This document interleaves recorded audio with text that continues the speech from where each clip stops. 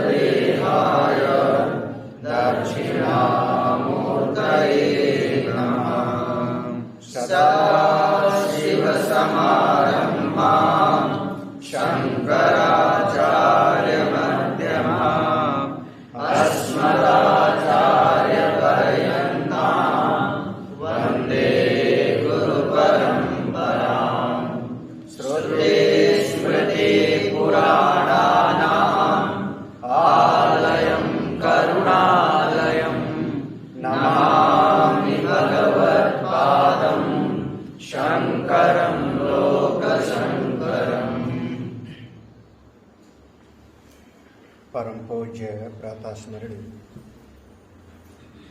स्वामी श्री प्रेमपुरी जी महाराज को वंदन नमन।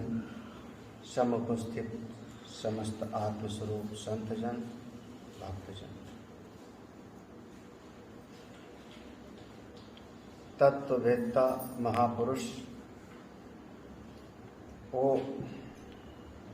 अपने स्वभाव से ही अपनी महिमा में रहता है। संसारी आदमी बनने की कोशिश करता है, भाव को बनाने की कोशिश करता है, उसके भीतर वो सहज जो स्वरूप स्थिति है वो नहीं होती। तत्ववेत्ता महापुरुष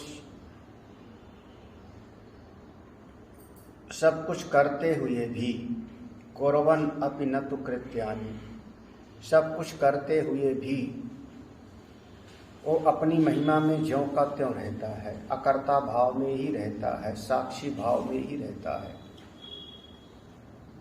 और संसारी आदमी अगर कुछ भी न करे तो भी उसके चित्त में उद्वेग विक्षेप बना ही रहता है। तत्ववेत्ता तो ऐसा है कि वो बैठता है तो अपनी महिमा में, चलता है तो अपने सुखपूर्वक, बात करता है तो अपने आनंद में, पूरा उसका जीवन आनंदमय है। क्योंकि सृष्टि आनंद से निकली, सच्चिदानंद से निकली। सारा का सारा जगत उस सच्चिदानंद पर ब्रह्म से प्रकट हुआ है, तो सृष्टि तो सच्चिदानंद आनंदमय है। यहाँ जो मानसिक संताप है, विक्षेप है, वो हमारी नासमझी के कारण है, हमारे अज्ञान के कारण है, अविद्या के कारण है। और जिन महापुरुषों का अविद्या अज्ञान नष्ट हो गया, उनका पूरा का पूरा जीवन सुखपूर्वक होता है, ऐसा 59वें श्लोक में बता दिया था। और उनका सारा का सारा व्यवहार करते रहने पर भी जैसे संसारी लोग व्यवहार करते हैं वैसे करते रहते, लोकवत व्यवहारिणा, दुनियादारी जैसे संसारी लोग करते हैं वैसे उनका भी व्यवहार होता रहता है। और फिर भी ऐसा व्यवहार करते रहने पर भी वह बिल्कुल महासमुद्र के जैसे अक्षोभ्य रहते हैं, अपनी महिमा में रहते हैं। अगला श्लोक है, पढ़ते हैं, 61वां श्लोक से होगा। निवृत्तिरपि मूढस्य प्रवृत्तिरुपजायते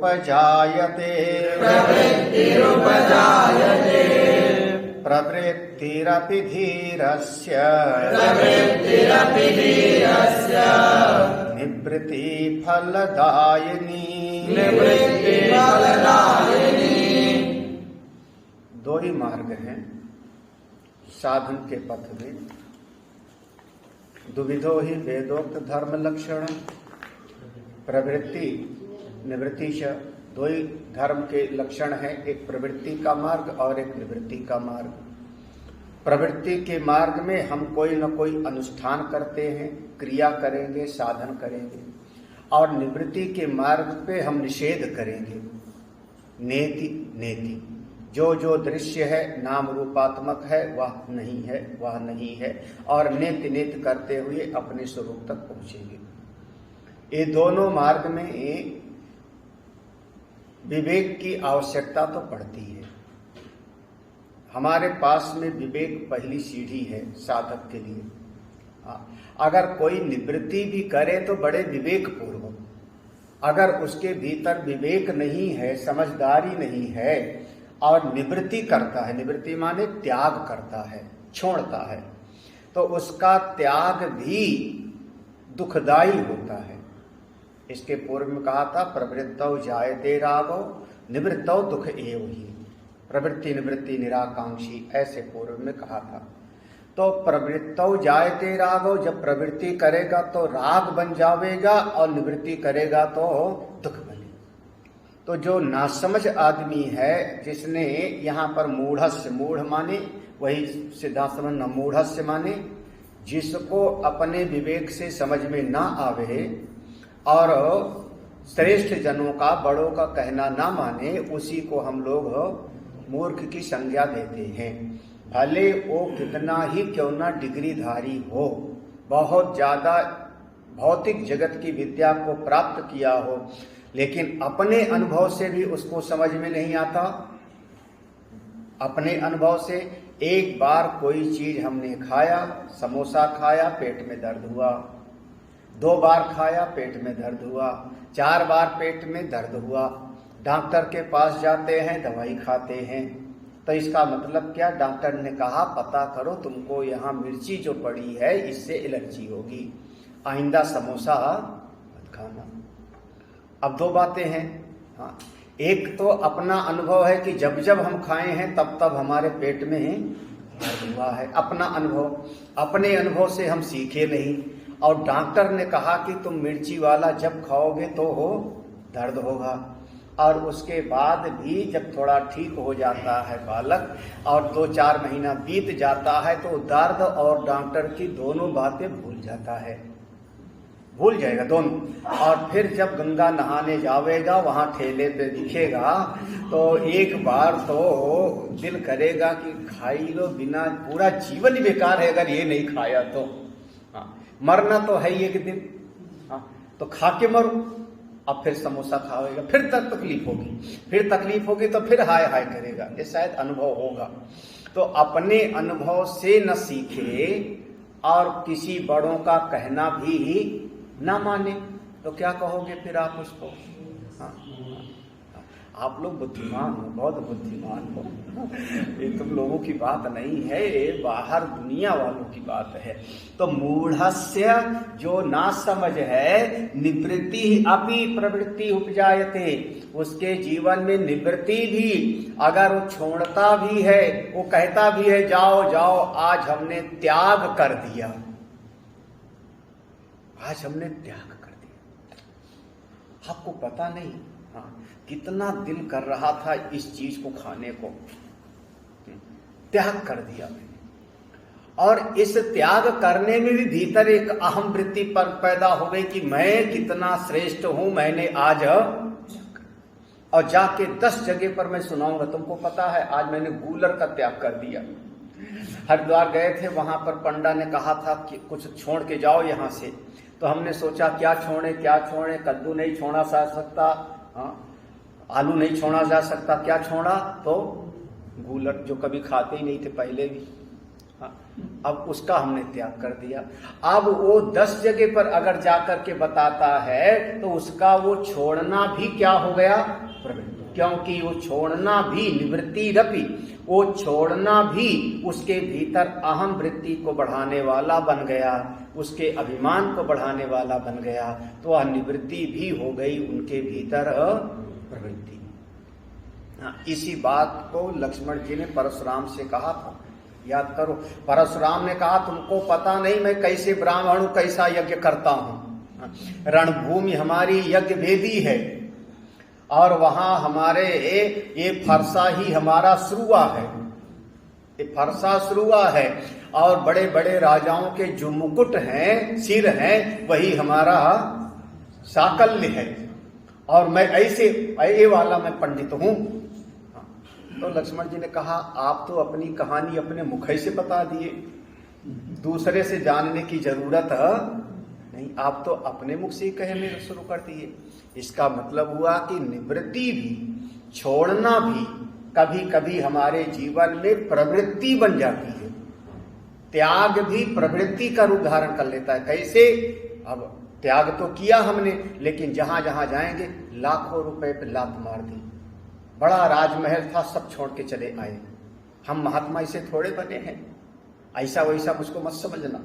हाँ, सब कुछ करके तो अब क्या हो गया? निवृत्ति तो किया उसने, और बार बार जाकर के उस बात की चर्चा करता है, तो वो निवृत्ति भी उसकी चली गई कहां पर? प्रवृत्ति में। देखो, मूढ़स्य ना समझ आदमी की निवृत्ति भी चली जाती है कहां पर? प्रवृत्ति ही उपजायते। ये पूरे समाज को देख लो, आदमी देखो कैसा जीवन कैसा है। एक आदमी किसी को एक कोई वस्त्र दे देवे, कुछ पैसा दे देवे, दान में दे दिया उसने 5,000 रुपया, 2,000 रुपया। उसके बाद वो 50 बार जाके बताएगा घर पे, वहां हरिद्वार में हम इतना दान दे करके आए थे, उसको कंबल दे के आए थे, उसको भोजन करा के आए थे। तो आपने जितना दान किया उसको 50 बार बोला ना, सुनाया, तो वो कहां पर ले गया? आपका निवृत्ति कहां ले गई? आपको प्रवृत्ति कराई ना। और वो जो प्रवृत्ति है वो साधक को नीचे ले जाता है, फिर वो ऊपर उठने नहीं देता। तो मूढ़स्य निवृत्ति ही अपि प्रवृत्ति ही उपजायते। बहुत सरल सा अर्थ है। ना समझ आदमी जो विवेकवान नहीं है, उसकी निवृत्ति भी कहां ले जाती है? प्रवृत्ति में लगा देवेगा वहां पर। चलो अब वही अहंकार अति दुखद डमरुआ, बस घूमते रहो।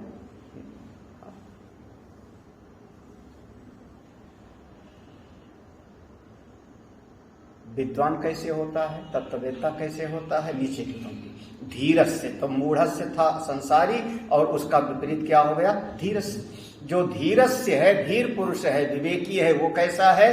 प्रवृत्ति अपि निवृत्ति फलदायिनी। जो धीर पुरुष है, विद्वान है, तत्ववेत्ता है, जिसने शास्त्र के अनुसार श्रवण मनन निधिध्यासन किया है, वो जब वह प्रवृत्ति में भी जाता है तो उसकी प्रवृत्ति भी वो फल देती है जो निवृत्ति मार्ग वाले को फल मिलता है। हाँ, जो धीर पुरुष है, और धीर पुरुष है वो शास्त्र लिख रहा है, तो शास्त्र लिखना प्रवृत्ति है ना। कोई शिष्य आ गया तो उसको सुना रहा है, पढ़ा रहा है, तो प्रवृत्ति है ना। 1 घंटा पढ़ाया, शास्त्र का लिखा आया, चलो बैठ करके सब लोग यज्ञ करो, तो उसकी प्रवृत्ति भी क्या हो जाती है, वो परमात्मा से मिलाने वाली हो जाती है। आप कल्पना करो विश्वामित्र का, विश्वामित्र का जो परिचय दिया गया, विश्वामित्र महामुनि ज्ञानी। विश्वामित्र कौन है, परिचय है महामुनि और ज्ञानी, अब कुछ बाकी नहीं है। उसके बाद भी वो प्रवृत्ति में है, यज्ञ करते हैं। हाँ देखो, प्रवृत्ति में है, यज्ञ कर रहे हैं। उनके यज्ञ में जब राक्षस लोग आने लगे तो चाहते तो श्राप दे के वहीं भस्म कर सकते थे। विश्वामित्र साधारण नहीं थे, चाहते तो खुद तलवार उठा करके लड़ने के लिए खड़े हो जाते थे, लेकिन कर रहे हैं यज्ञ। और उनका वो यज्ञ करना रूपी प्रवृत्ति मिलाने वाला किससे हो गया, भगवान से। तो प्रवृत्ति ही अपि, जो विद्वान है उसकी प्रवृत्ति भी, उसका कार्य करना भी, उसको अपने कार्य को अच्छी तरीके से करना भी वो फल देता है जो त्याग वाले को फल मिलता है। भगवान ने गीता में ऐसे कहा, कर्म और संन्यास, ये दोनों के बारे में अर्जुन का प्रश्न हुआ। कर्मणाम संन्यासम च, कि कर्म बड़ा कि संन्यास की कर्म। 5वां अध्याय ना शुरुआत में। तो भगवान कहते हैं जो इस मार्ग पर चलता है, गेया सन्नित्य सन्यासी, उसके बाद आएगा जो योग के मार्ग पर चलता है उसको भी वही सन्यास का फल प्राप्त हो जाएगा। कैसे, लेकिन विवेक पूर्वक, बुद्धिमत्ता पूर्वक।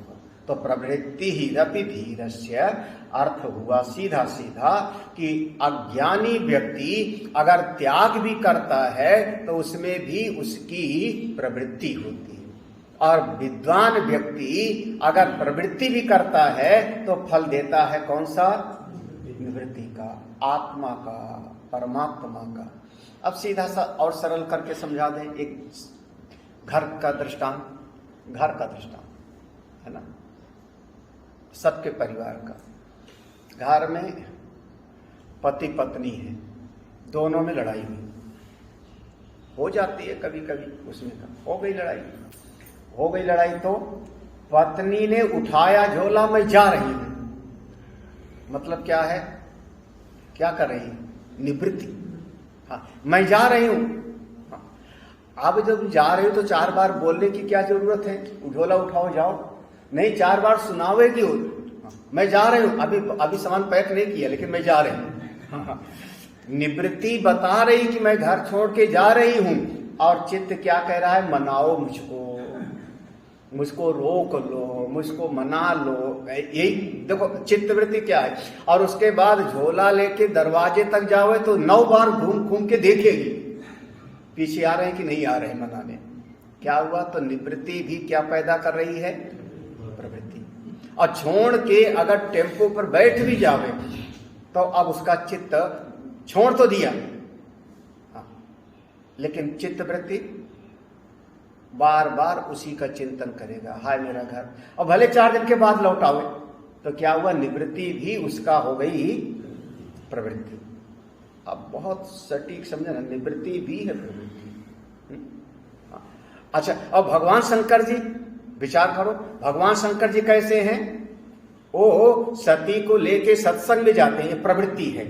पहले ये समझाया, शिव पुराण में ऐसा है कि भगवान शंकर जी ने सती को उपदेश दिया, ज्ञान का उपदेश दिया, नहीं समझ में आया तो भगवान शंकर जी को लगा कि लगता है इनका प्रेम मुझसे है, श्रद्धा नहीं है, और श्रद्धा नहीं है तो ज्ञान इनको नहीं टिक रहा है, क्योंकि श्रद्धावान लभते ज्ञान। हाँ, तो इनको नहीं टिक रहा है, तो किसी संत के पास चले, जो संत से हम कथा सुनेंगे तो ये भी कथा सुनेंगी, तो संत के प्रति श्रद्धा होगी तो इनके भीतर ज्ञान टिक जाएगा, क्योंकि बिना ज्ञान के मोक्ष की प्राप्ति नहीं। ये मन के भीतर भाव है। तो भगवान शंकर जी सती से कहते हैं चलो एक संत के पास सत्संग के लिए। अब देखो प्रवृत्ति है ना, पहले खुद सुनाया, प्रवृत्ति है, फिर स्वयं लेके चलते हैं, प्रवृत्ति है। कहां पर, कैलाश और कहां दक्षिण भारत में अगस्त ऋषि का आश्रम, वहां गए होंगे, पूरा का पूरा सत्संग के लिए पास गए, सारी घटनाएं होती हैं, तमाम तरह की प्रवृत्ति हुई। सत्संग सुन के वापस आए, परीक्षा लिया, सब कुछ हुआ। और उसके बाद भगवान शंकर जी ने जब कैलाश पर बैठे तो कैसा आया? शंकर सहज स्वरूप संभारा, लागी समाधि अखंड अपार, भीते संबत सहस सत। भगवान शंकर जी अपना सहज स्वरूप को संभाले और उनकी समाधि लग गई। कितनी बड़ी अखंड। क्या हुआ? किए थे प्रवृत्ति ना, थी तो प्रवृत्ति। पहले समझाया, फिर लेके संत के पास गए, फिर वहां से सुना के आए। रास्ते में जब उनको संशय हुआ तो समझाया फिर से। पूरी प्रवृत्ति दिखाई पड़ रही है, लेकिन वो पूरी प्रवृत्ति भी ले कहां गई? समाधि में। भगवान का समाधि लग गई। और वहीं सती जी जब कैलाश छोड़ के यज्ञ में जाती है तो दिखाई पड़ रहा है क्या? निवृत्ति। मैं भले नहीं बुलाया, लेकिन मेरे पिताजी का यज्ञ है तो जा रही हूं ना, तो दिखा तो रहा निवृत्ति। हाँ, छोड़ के जा रही हूं। हाँ, बिना भगवान शंकर जी की आज्ञा के जा रही हैं, तो दिख रहा है निवृत्ति। और आई है हरिद्वार में, कनखल में, और चित्त कहाँ है? जब यहाँ आती हैं तो कैलाश याद आता है, भगवान याद आते हैं, और अंत में शरीर छोड़ना। और शरीर छोड़ने नहीं, पुनः जन्म भी लेना पड़ता है। हम तो कहते हैं कि यद गत्वा न निवर्तन्ते तद्धाम, वो स्थिति हो कि जहां से आना जाना समाप्त हो जाए। शरीर भी छोड़ना, कष्ट भी हुआ, और साथ ही पुनर्जन्म भी लेना पड़ा। उसके बाद तपस्या करनी पड़ती है, कितना कुछ। तो निवृत्ति भी हो गई। विवेक अगर नहीं है तो निवृत्ति भी प्रवृत्ति है, और अगर विद्वान है, विवेक है, तो प्रवृत्ति भी उसकी निवृत्ति ही है। जैसे कि महापुरुषों के जीवन में दिखाई पड़ता है। महापुरुषों के जीवन में सवेरे से शाम तक कार्य कर रहे हैं, समाज की सेवा के लिए कर रहे हैं, शास्त्र का चिंतन मनन कर रहे हैं। आप देखो तो अच्छा, महात्मा जी दिन भर पढ़ते ही रहते हैं। देखने में तो प्रवृत्ति है, लेकिन फिर भी मन उनका सबसे निवृत्त है। ये दो प्रकार का है। संसारी आदमी त्यागता है तो भी त्याग नहीं पाता, और संत आदमी जब पकड़ते हैं तो भी वास्तव में किसी को पकड़े नहीं। वो अपनी महिमा में है। अगला श्लोक देखते हैं। बढ़िया है, सरल सा है, कोई कठिन नहीं। परिग्रहेषु वैराग्यम, प्रायो मूढ़स्य दृश्यते, देहे विगलितासस्य, क्व रागा क्व विरागता। फिर ऊपर की पंक्ति में वही शब्द आएगा मूढ़स्य। ये बार बार आ रहा है। दोनों का जो है तुलनात्मक चिंतन है, तत्ववेत्ता का और संसारी का। जो मूढ़स्य है, जो मूढ़ है, वो कैसा है? परिग्रहेषु वैराग्यम प्रायो, मूढ़स्य प्रायो परिग्रहेषु वैराग्यम दृश्यते। जो नासमझ है वो करता क्या है? पहले तो इकट्ठा करेगा। परिग्रहेश माने पहले इकट्ठा करेगा, तभी तो परिग्रह होगा। धन इकट्ठा करेगा, जमीन इकट्ठा करेगा, वस्तुओं की इकट्ठा करेगा। और जब इकट्ठा करते करते थक जावेगा, संभालते संभालते थक जावेगा, तो कहेगा अब क्या करूं इसको? ये वाला जो है कपड़ा तू ले जा, ये वाला जो है सामान तू ले जा, ये वाला कुर्सी तुम ले जाओ, ये वाली चीज तुम ले जाओ। तो अब उसको जो है उसके भीतर, तो तुम खरीद के क्यों इकट्ठा किए? नहीं समझ आ रहा, सरल करके समझाऊंगा। हाँ, ज्यादातर परिवार में बाजार चले गए, मॉल चले गए, जो चीज अच्छी लगी खरीद लिया। आवश्यकता की बात नहीं है, जरूरत की बात नहीं। वही चीज शायद दूसरी कंपनी के 4 ठो घर में रखी है, दूसरी कंपनी की 4 चीज घर में रखी होगी, लेकिन वहां माल में दिखाई पड़ा तो उसको भी ही खरीद लिया। आप खरीद के ले आए, घर में तमाम चीजें हो गई, तो बड़ा वैराग्य चढ़ा। तो एक उसमें से एक चीज निकाला, नौकरानी को दे दिया, तू ले जा। फिर एक साड़ी तू ले जा, ये वस्तु तू ले जा। हाँ, पहले इकट्ठा किया, और फिर उसमें से एक एक चीज को त्यागता है। और जब त्यागेगा तो मन में क्या सोचेगा, आज इसको एक साड़ी दिया था, त्यागा था ना, तो कल झाड़ू बहुत बढ़िया लगावे, कल पोछा बढ़िया लगावे, काम ज्यादा बढ़िया करे। और ना करे काम बढ़िया कल, तो फिर उसके मन में खटका हो गया, कल मैंने इतना दिया था, बताओ किसी काम का नहीं रहा इसका देना। तो ऐसा संसारी आदमी देखो, मूढ़स्य प्रायो, जो ना समझ है, परिग्रहेषु, पहले खूब इकट्ठा किया, परिग्रह किया, और फिर उसको वैराग्यम, उसको अलग अलग करके देता है, बांटता है, दृश्यते, यही दुनिया में दिखाई पड़ता है। और उससे दुखी होता है, बहुत दुखी होता है, कम नहीं। चाहे जितना बड़े बुजुर्ग लोग हैं, बड़े बुजुर्ग जितने लोग हैं, चाहे जितना आप अपनी अकल को लगा के अपनी जमीन का, घर का, वस्तुओं का बंटवारा करो, 3 बच्चों 4 बच्चों में, 4 बच्चे हैं, आप पूरी अकल लगा के बंटवारा करो, आपके पास धन है, जमीन है, घर है, वस्तुएं हैं, आप सोचो कि चारों मेरे बच्चे हैं, चारों बच्चों में लड़ाई ना हो, बंटवारा कर दो, चाहे जितनी अकल लगाओ। हाँ, महात्मा की अकल लेके चले जाओ आप पक्का समझना, बंटवारा करोगे तो 2 तो नाराज हो ही जाएंगे। हाँ, पक्का कह रहा हूं, अनुभव करके देख, उसको ज्यादा दे दिया, जमीन में 4 हिस्सा किया तो उसको बढ़िया वाली जमीन मिल गई, उसको सड़क वाली जमीन मिल गई, मुझको पीछे वाला मिल गया, घर मिल गया तो मेरा दरवाजा दक्षिण वाला हो गया। बताओ, हाँ, आप लाख प्रयास कर लो, आप संतुष्ट नहीं कर सकते हो, लेकिन आप पहले बना करके सबको बांटे, और बांट करके रो। ये है मूढ़स्य, दुखी हो। परिग्रहेषु वैराग्यम प्रायो मूढ़स्य दृश्यते। आप ये सब अनुभव करके देखो, अनुभव करके देखो। मजा तो तब आता है जब परिवार में 2 बहुएं होंगे,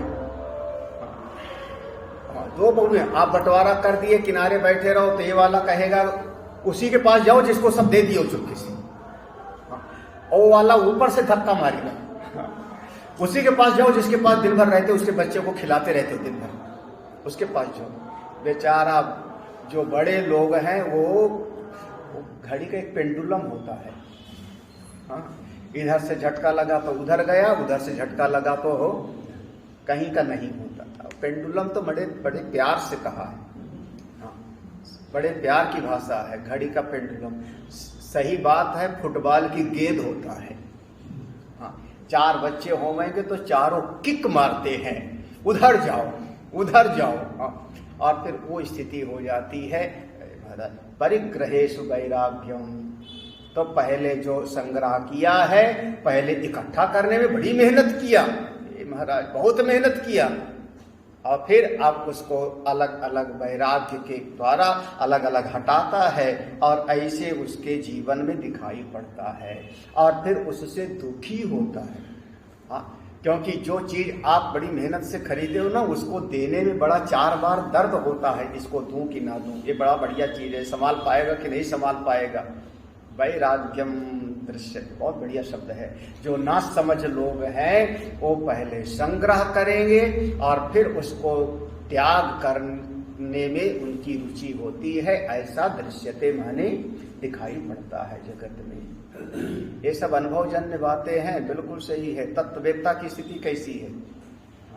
देहे विगलित आसस्य, ये तत्ववेत्ता की स्थिति है। एक बहुत प्रसिद्ध श्लोक है, देहाभिमाने गलिते विज्ञाते परमात्मनि यत्र यत्र मनोयाति तत्र तत्र। देहाभिमाने गलिते, देखो, देहे विगलित आसस, जिसका ये शरीर का अभिमान चला गया, मैं शरीर ही नहीं, न स्थूल शरीर, न सूक्ष्म शरीर, न कारण शरीर, देहाभिमाने गलिते, शरीर से किनारे, और विज्ञाते परमात्मनि, अपनी आत्मा को जान लिया।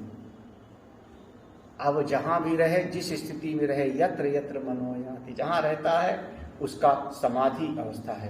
क्वारा क्वा विराग, देहे विगलित आशा, देहे विगलित, इस शरीर में, देह माने शरीर में जो उसका अभिमान है, आशाएं टिकी हुई हैं, वो सब के सब गल गई, विगलित हो गई, विगलित माने गल जाना, नष्ट हो जाना। ये शरीर के लिए वस्त्र चाहिए, शरीर के लिए वस्तुएं चाहिए, जो शरीर के लिए इकट्ठा करता था कि हमको कष्ट में काम आवेगा, सब उसका शरीर से अभिमान खत्म, तो अनेक अनेक वस्तुओं से भी। क्या राग, अब किससे राग करे, क्या विरागता किसको छोड़े, ना पकड़ना और ना छोड़ना। बार बार याद आता है जड़ भरत वाला दृष्टांत, जड़ भरत वाला दृष्टांत। राग भी नहीं घर से और अपने आप वैराग भी नहीं, अपने आप नहीं छोड़ते हो तो घर वाले निकाल देते हैं मार के। राग भी नहीं और हाँ, क्यों, शरीर से ही अभिमान नहीं उनका। हाँ, झूठा मूठा खाना दे दिया तो भी खा लेते थे। उनके भाई के जो भाभियां वगैरह थी जड़ भरत की, वो जैसा भी भोजन दे दिए, चूनी चोकर दे दिए तो वही खा के मस्त है अपने आप में। तो अवधूत कोट की स्थिति है। जब शरीर ही के साथ अभिमान खत्म तो कहाँ राग कहाँ विराग, अपनी महिमा में विराजते हैं। ऐसे महापुरुष लोग धन्य होते हैं। संसारी आदमी पहले इकट्ठा करो फिर उसमें से है, अरे क्या बड़ी विचित्र चीज है, पहले इकट्ठा करो फिर दान करो। कैसा लगता है, पहले इकट्ठा करो उसी में लड़ाई झगड़ा। हाँ, फिर कई बार ऐसा भी होता है कि अनीत पूर्वक आदमी इकट्ठा करता है, अनीत पूर्वक इकट्ठा करके फिर कहेगा चलो 5 किलो का लड्डू का भोग हनुमान जी को लगा के आते हैं। कमाई किया अनीत पूर्वक और उसमें से एक हिस्सा लगाया हनुमान जी को भोग, और सोचता है कि बस हम तो देखो कितना त्याग कर दिए, कितना त्याग कर। ये संसारी आदमी की मना स्थिति, वो संग्रह में दुखी, कमाने में दुखी, त्यागने में दुखी, हर समय बेचारा दुखी। और तत्ववेत्ता जिसका देहाभिमान नहीं, हर समय वो अपने आनंद में, हर समय अपने आनंद। ऐसी स्थिति है। बढ़िया श्लोक अगला। भावना भावना सक्ता, भावना भावना सक्ता, दृष्टिर्मूढ़स्य सर्वदा, दृष्टिर्मूढ़स्य सर्वदा, भाव्य भावनया सतु, भाव्य भावनया सतु, स्वस्थस्य दृष्टिरूपिणी, स्वस्थस्य दृष्टिरूपिणी। देखो इस श्लोक में भी मूढ़ से शब्द आएगा ना, भावना अभावना सक्ता दृष्टि मूढ़स्य। अब जब ये बार बार आ रहा है तो इतना एक बात मैं पहले कह दूं, आप लोग ये मत समझना कि आपको सुना रहे हैं, आपको चोट न लगे, सत्संगियों की बात नहीं है। जिनका सत्संग से प्रेम है, जिनका शास्त्र से प्रेम है, जो भगवान के भक्त हैं, वो ये आपको नहीं सुनाया जा रहा है, ये उनको सुनाया जा रहा है। कल आया था जो लोग सत्संगियों को हंसी उड़ाते हैं, ना खुद सुने और ना सुनने दें, जो पूरी तरह से संसार में रचे पचे हैं, उनकी स्थिति का वर्णन है। आप लोग तो अच्छे हो क्योंकि सत्संग में आते हो जी, सालों साल से। जिनका सत्संग से प्रेम है उनके लिए नहीं है, तो कम से कम इतना पक्का समझना, ये आप लोगों के लिए मूड वाली बात नहीं है। आप लोग अभी ज्ञानी भी नहीं हो, ज्ञानी होते तो तब तो महाराज कहीं नहीं क्या, फिर तो मूर्ख भी नहीं हो। मूर्ख होते तो आते क्यों, सत्संग में क्यों आते? आप मूर्ख भी नहीं हो, ज्ञानी भी नहीं हो, तो बीच वाली स्थिति कौन? वो साधक की। अभी हम साधक हैं, पथिक हैं, कोशिश कर रहे हैं आगे चलने का, हमको समझ में आना चाहिए। तो मूढ़स्य, देखो मूढ़स्य, फिर से जो मूढ़ है वो कैसा? भाव भावना अभावना आसक्ता, उसका जो मन है। हाँ देखो, मूढ़स्य दृष्टि, ना समझ आदमी की दृष्टि कहाँ लगी रहती है? सर्वदा, हमेशा। भावना, इतनी चीज हमारे पास है। अभावना असक्ता, ये चीज हमारे पास नहीं है। भाव अभावना, दो शब्द हो गया। भावना माने है, हमारे पास इतना है, बहुत अच्छी चीज है, और वो वाली चीज हमारे पास नहीं है, उसका है अभाव। तो कुछ चीजों का है हमारे पास भाव और कुछ चीजों का है हमारे पास, कुछ है और कुछ नहीं। बस हमेशा दृष्टि इसी पर लगे। जो है उसको सुरक्षित रखना है और जो नहीं है उसको पाई लेना है, कैसे भी पाना है, मेहनत करके, धन कमा करके, बाजार जा करके खरीद करके ले आना है। इतना है और इतना पाना है। भगवान ने गीता में कहा इतना हमको प्राप्त है और इतना प्राप्त से मनोरथम। इदम अद्य मया लब्धम इदम प्राप्त से मनोरथम। श्लोक याद आना चाहिए ना। इदम अद्य मया लब्धम, इतना आज हमने प्राप्त कर लिया है, इदम प्राप्त से मनोरथम। और हमारे मन में कुछ न कुछ कामना है जिसको आगे हम प्राप्त करें। कौन? ये संसार का स्वभाव है और संसार बस इसी में रचा बचा है। ये वाला सिंहासन मिल गया है, कुर्सी, अगला बड़ा वाला जो है पद पाना है बस। हाँ, आज जीत गए हैं आप। क्या हो गए? बोले एक वार्ड मेंबर हो गए, जीत गए, ये पद है। लेकिन अभी दूसरा वाला पद कौन सा? जो जिला पंचायत वाला है, मेयर वाला है, वो रह गए। जो वो पद पे पहुंच जाएगा वो कहेगा ये है, और अगला वाला पद अभी है। तो संसार के लोगों की दृष्टि बस इस पर, इतना है भाव और ये चीज हमारे पास नहीं है, इसका अभाव, बस इसी पर लगा रहता है, इसी पर लगा रहता है। और ज्यादातर सारा संसार इसी में, बस इसी पर फंसा है।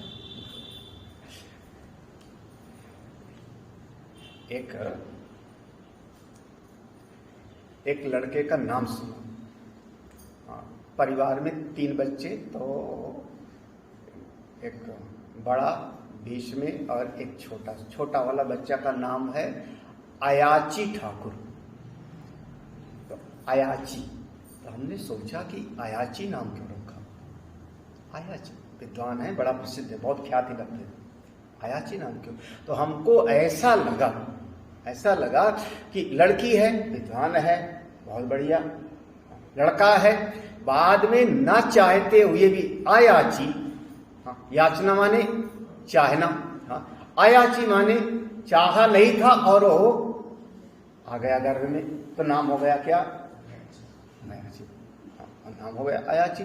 तो अब घर में अगर एक लड़की पैदा हो गई तो आदमी कहेगा कितने बच्चे हैं? बोले लड़की तो है लेकिन अभी एक लड़का और हो जाओगे तो एक लड़की है और लड़का और हो जाओ, तो क्या हुआ? इतना हो गया है और ये और हो जाओ। एक लड़की की शादी हो गई है और एक लड़की की शादी और, ये कभी खत्म नहीं होता। ये कर्तव्यों का ताना बाना कभी खत्म नहीं होता। जिस समय मन से छूटे उसी समय आप मुक्त हो। इसलिए कल एक शब्द आया था, कर्तव्यता ये संसार हो। कर्तव्य बुद्धि का नाम ही संसार। तो छूटे मन से भावना अभावना सकता दृष्टि, ऐसी दृष्टि संसारी की हमेशा, सर्वदा माने हमेशा इसी में लगी रहती है। बस इतना पाया है, इतना और पाना है, इतना इकट्ठा कर लिया, इतना और इकट्ठा करना है, ये कर लिया है, इतना और कर लेना है। ऐसा उसको इतने को मार दिया है, इतनों को और मारना। बस भाव और अभाव, भाव और इसी में लगा रहता है। अच्छा, तत्ववेत्ता कैसा है? भाव्य भावनया सातु, ये भाव और अभाव दोनों। भाव्य भावनया माने ये, भाव्य माने ये जो वस्तुएं हमको दिखाई पड़ रही, जिनकी उत्पत्ति हुई है, ये भू धातु से है ना, तो जिनकी उत्पत्ति हो गई है और जिनकी उत्पत्ति आगे कभी हो गई, वो सब से जिनकी उत्पत्ति हो गई है, एक पेड़ पैदा हो गया है और बीज हमने डाला तो मन में क्या आया कि इस बीज में से पत्ते आगे कल निकले, तो भाव्य भावना इतना है जगत में और ये आगे होवेगा। इन सब से तत्ववेत्ता की दृष्टि बिल्कुल मुक्त रहती है। कैसा? स्वास्थ्य अदृष्टि रूपिणी, सब दिखाई पड़ता है। बीज डाला था उसमें से अंकुर निकलेगा, दिखाई पड़ता है, लेकिन दिखाई पड़ते हुए भी उनका मन उससे मुक्त रहता है। हाँ, स्वास्थ्य आदृष्टि रूपिणी, अपने स्वरूप में ऐसे स्थित हैं तत्ववेत्ता लोग। स्वस्थ से माने अपने स्वरूप में ऐसे स्थित हैं कि आदृष्टि रूपिणी, देख करके भी नहीं देख रहे हैं, सुनते हुए भी नहीं सुन रहे हैं, सारे जगत से बिल्कुल निर्लिप्त हैं, जो है उससे भी, जो नहीं है उससे। सीधा शब्द है, जो है उससे भी लिप्त नहीं और जो नहीं है उससे भी लिप्त नहीं। कोई उनके भीतर वैसा कोई भाव नहीं। ठीक है, जो हो जाता है उसी में मस्त है, जो मिल जाता है उसी में मस्त है। मिला भोजन बहुत बढ़िया, नहीं मिला हर इच्छा। किसी ने सम्मान किया बहुत बढ़िया, नहीं किया कोई बात नहीं। अपनी अपनी महिमा से कभी च्युत नहीं होते ऐसे महापुरुष लोग। एक श्लोक सर्वारंभेषु निष्कामो, सर्वारंभेषु निष्कामो, यश्चरेत् बालवन्मुनि, यश्चरेत् बालवन्मुनि, न लेपस्तस्य शुद्धस्य, न लेपस्तस्य शुद्धस्य, क्रियमाणेऽपि कर्मणि, क्रियमाणेऽपि कर्मणि। यहाँ पर जो यह है, सर्वारंभेषु निष्कामो यह चरेत बालवन, यह माने जो कोई भी मुनि, यह मुनि जो ऐसा मुनि हो गया, ज्ञानी हो गया, वो कैसा कि चरेत बालवत, बिल्कुल बालक स्वभाव के जैसा वो व्यवहार करता। चरित माने व्यवहार करता है, चलता है, बालवत स्वभाव के जैसा उसका हो गया, बच्चे के जैसा स्वभाव, वैसे अपनी महिमा में है।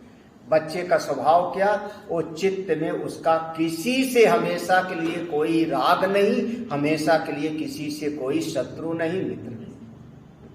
हाँ, अरे अभी अभी लड़ाई हुई, हाँ, दोनों में उठापटक हो गई, दोनों के माँ बाप इकट्ठे हो गए, दोनों बच्चों के माँ बाप पे, तेरे बच्चे ने ये क्यों किया, तेरे बच्चे ने किया, बच्चों का पक्ष लेके लाठी निकाली, और बड़े लोग तो लठ चलाने लगे, और छोटे बच्चे फिर बगल में जाके वो दोनों फिर खेल रहे हैं। हाँ, अभी अभी उनकी लड़ाई हुई और अभी दोस्ती हो गई, पता नहीं जो है, लेकिन बड़े लोगों का गांठ बन जाती है। तो बालवत मुनि, बिल्कुल बालवत स्वभाव हो गया है। ऐसे महापुरुष लोग देखो कैसे हैं, निष्काम, उनका चित्त कैसा है, यह मुनि चरेत बालवत, जो मुनि बाल स्वभाव के जैसा व्यवहार करता है वो निष्काम है, उसके चित्त में संगत की कोई कामना नहीं। निष्काम, निष्काम माने निष्काम सब समझते हो आप, अपनी कोई कामना नहीं। हाँ ठीक है, किसी ने अगर दे दिया तो बहुत बढ़िया, किसी ने कहा महाराज एक वस्त्र आप ले लीजिए, बोले हाँ हाँ रखो रखो रखो रखो, हाँ बिल्कुल, मना क्यों करेंगे। हाँ, देखने वाला को भले लगे कि महाराज बड़े लालची हैं। हम कई बार हम लोग देखते हैं कोई पानी की बोतल दिखा रहा है सड़क पर, पानी की बोतल ले लो, तो हमारे बगल में खड़ा हुआ कोई नया नया महात्मा, वो बड़ा बैराग नहीं लूंगा। हाँ, और हम ही ने कहा ले ले भैया, किसी और को जरूरत होगी पिला देंगे, क्यों बैराग। लेकिन थोड़ा सा होता है, हम महात्मा नहीं छूते तेरा, हमारे पास कोई कमी नहीं है।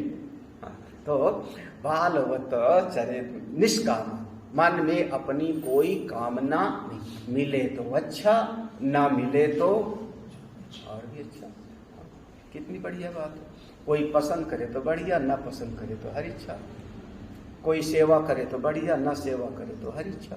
निष्काम करता है तो भी वाह वाह, ना करे तो वो क्या, वो एक फकीर लोग कहते थे या मालिक, हाँ सबका जो दे उसका भी भला और जो ना दे, ऐसा बोलते थे, जो दे उसका भी भला, जो ना दे उसका भी भला, अपनी महिमा में क्योंकि अपना निष्काम है।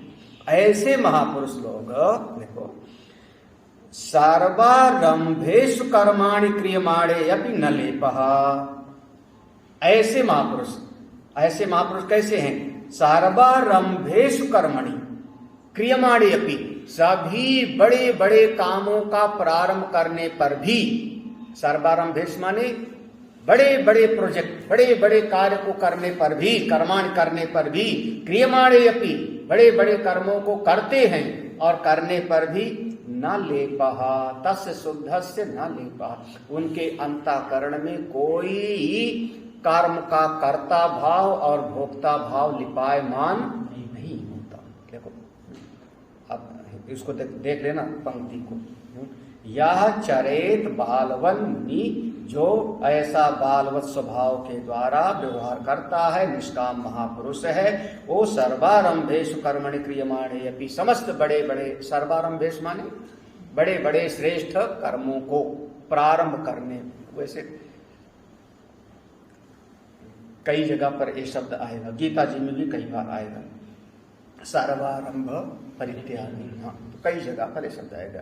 तो बड़े बड़े कर्मों को क्रियमाणे अपि, करने पर भी तस्य शुद्धस्य न लेपः, उसके शुद्ध अंतःकरण में किसी प्रकार का भी हानि, लाभ, सुख, दुख, विजय पराजय की वृत्ति लिपायमान नहीं। अहंकार, अभिमान, ये सब लिपाय न, लेपा माने किसी भी प्रकार का संसर्ग नहीं। ये सारे दोष, जितने भी दोष हैं आप जोड़ लेना उसमें, राग द्वेष, आसक्ति, मोह, सुख दुख, हानि लाभ, विजय पराजय, चित्त के भीतर कामनाएं, इच्छाएं, किसी भी प्रकार का लेप नहीं होता। ज्यों का त्यों धर दीनी, बड़े बड़े कर्मों का करने पर भी, क्यों स्वभाव कैसा है, बालवत स्वभाव है, मन उनका अपने स्वरूप में रमण करता है, तो सब करते हुए भी ऐसे महापुरुष जी धन्य हैं। संसारी आदमी को क्या कहें हम, संसारी आदमी जरा सा कुछ कमा लेता है, समझता है मेरे जैसा कोई नहीं, जरा सा कुछ प्राप्त कर लिया, समझता है मेरे जैसा, वो तो हमेशा एक स्तुति है ना, धन्याष्टकम 8 श्लोक का एक प्रसंग है, कौन धन्य है इस जगत में, तो देखो कहते स एव धन्यः आत्मज्ञः, सर्वभावेषु या समः, पश्यन् शृण्वन् स्पृशन् जिघ्रन्, अश्नन् निसतर्ष मानसः,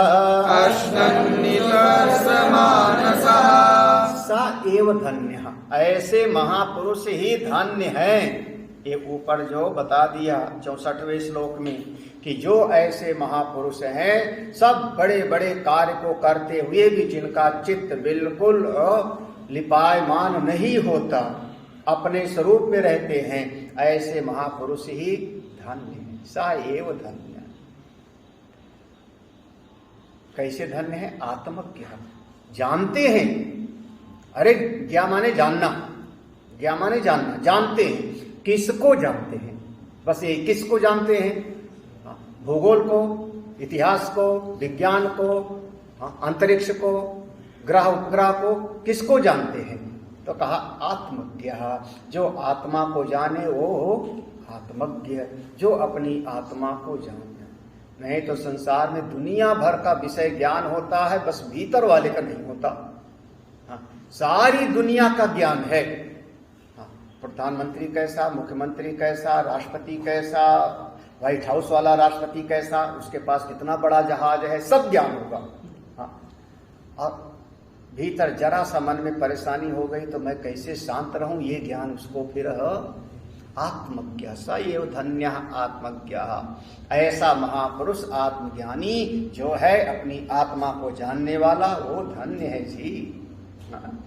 कैसे, सर्वभावेश, यह सर्वभावेश सम, जो समस्त परिस्थितियों में समत्व में रहता है, यह सर्वभावेश, सर्वभावेश माने पहले था ना भाव और अभाव, कुछ है और कुछ नहीं, ऐसी समस्त परिस्थितियों में। कैसी समस्त परिस्थितियां, अनुकूल और प्रतिकूल, विजय और पराजय, सुख और दुख, हानि और लाभ, कोई सम्मान किया, कोई अपमान किया, किसी ने सेवा किया और किसी ने निंदा किया, हर परिस्थिति में जो सम रहता है, बिल्कुल सम, ढामाडोल ना हो, जरा जरा से भी मजबूत बनना चाहिए। अब वो मजबूत कैसे बनते हैं, इसके लिए आपका विचार है। क्या विचार है सब करने वाले परमात्मा है, फिर मैं क्यों चिंता करूं? एक बार आया था ऐसा प्रसंग, ईश्वरा सर्वनिर्माता, भक्त भगवान पर विश्वास करके मजबूत होता है। हाँ, जो कर्म प्रधान है वो प्रारब्ध पर विश्वास करके निश्चिंत होता है। जिसका जैसा जैसा कर्म होगा वैसा प्राप्त होगा, हम क्यों चिंता करें? अगर आप चिंता करते हो तो अभी आप अच्छी तरह से कर्म का मार्ग भी नहीं कर पाए, क्योंकि कर्मनिष्ठ सबका, जितने जीव पैदा हुए हैं सबके अपने अपने कर्म हैं, अपने कर्मों का लेखा जोखा लेके आए हैं। हम किसी के लिए क्यों चिंता करें? क्यों चिंता?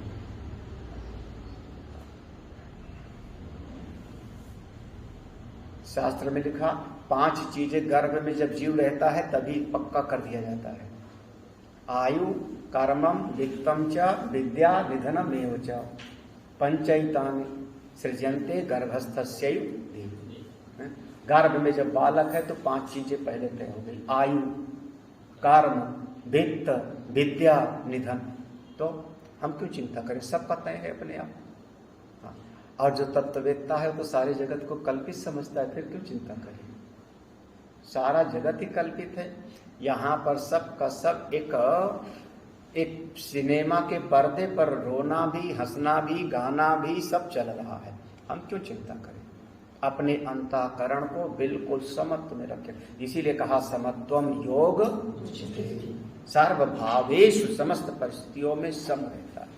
आप कन्हई के जीवन को ले आओ अपने जीवन में। कैसा है कन्हई का जीवन? पराजय होती है, रणछोड़ राय कहलाते हैं। जीतते हैं, सबके संरक्षक हैं। मामा को मारना पड़ता है, अपने सगे मामा को मारना पड़ता है, तब भी मुस्कुराते हुए से, तब भी मुस्कुराते हुए। माँ बाप को छोड़ के निकलना पड़ता है, वो भी मुस्कुराते हुए। पालने पोसने वाले यशोदा नंद बाबा को छोड़ के निकलना पड़ता है, तो भी चेहरे पर कोई शिकन नहीं। अपने सामने ही सबका सब रानियां, सबके 10-10 बच्चे, 16,108 रानी, 1-2 नहीं। कैलकुलेटर लेके उठाओ कितने बच्चे होंगे? 16,108 रानी, सबके 10-10 पुत्र और 1-1 पुत्रियां, कितने हो जाएंगे? हाँ, इसलिए मैंने कहा कैलकुलेटर उठाओ। इतने बच्चे, सबका शादी विवाह हो चुका है। बड़े बेटे का नाम प्रद्युम्न, उसका विवाह हो गया, फिर उसके पुत्र पैदा हुआ अनिरुद्ध। सबके अपने अपने नाती पोतों से भरा पूरा परिवार, और उनके सामने ही सबका सब, अपने सामने ही यदुवंश नष्ट हो जाता है। और भगवान पेड़ के नीचे बैठे उद्धव को उपदेश करते हैं, उद्धव तुम आत्मा हो, निश्चिंत रहो।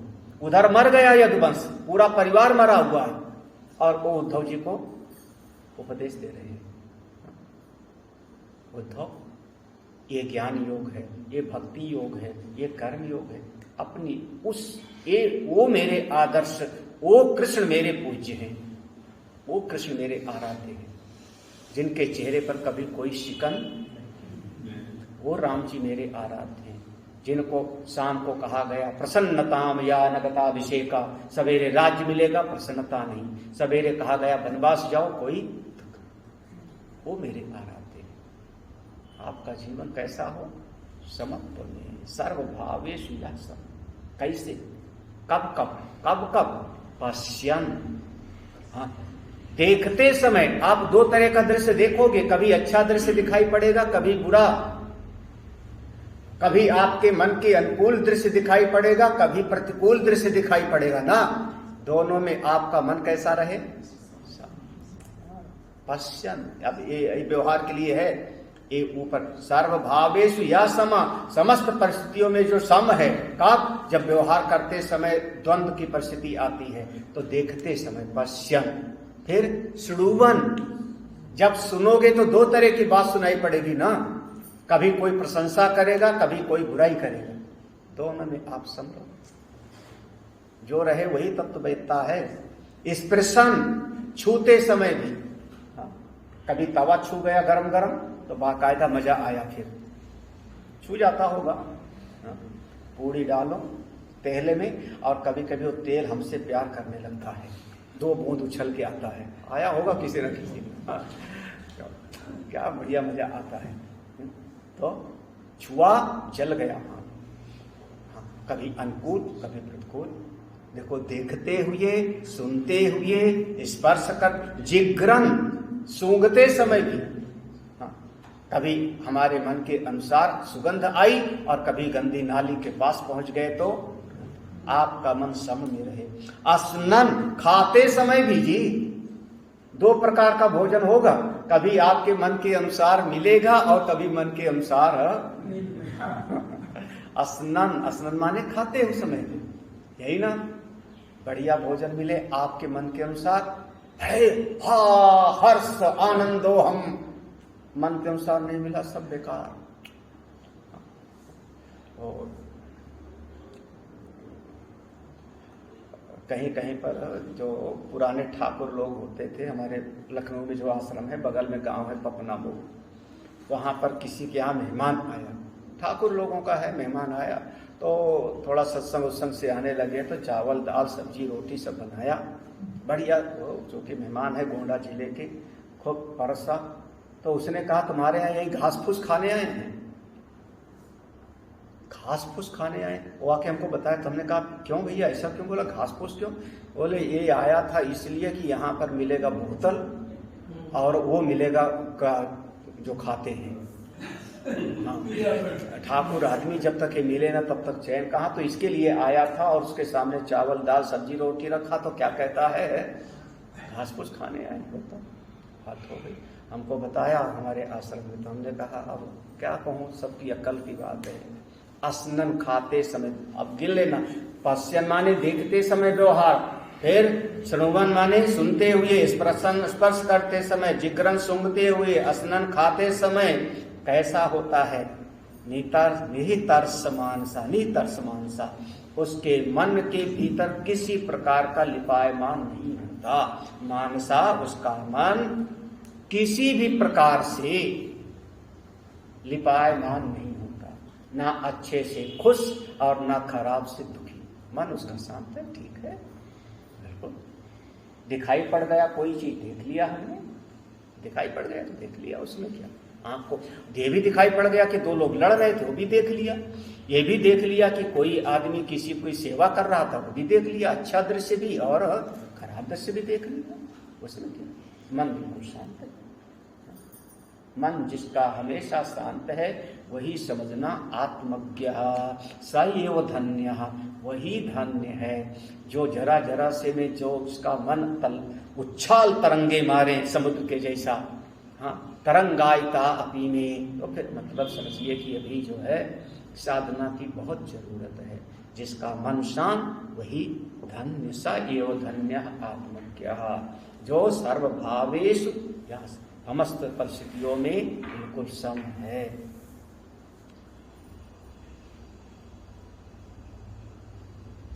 ओम पूर्णमदः पूर्णमिदं पूर्णात् पूर्णमुदच्यते पूर्णस्य पूर्णमादाय पूर्णमेवावशिष्यते। ओम शांति शांति शांति। हरि ओम। श्री गुरुभ्यो नमः। हरि